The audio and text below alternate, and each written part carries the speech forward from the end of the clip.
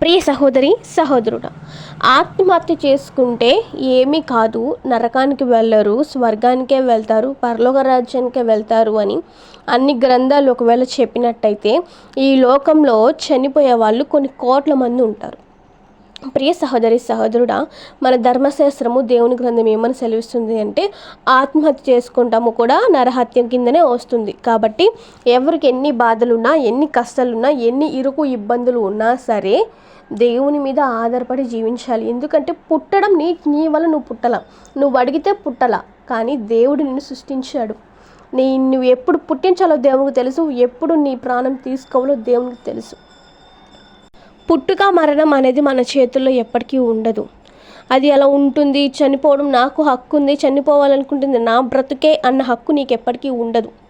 ఎందుకంటే బ్రతికించడము లేక చనిపోవడం అనేది సమస్తము దేవుని చేతుల్లోనే ఉంటుంది.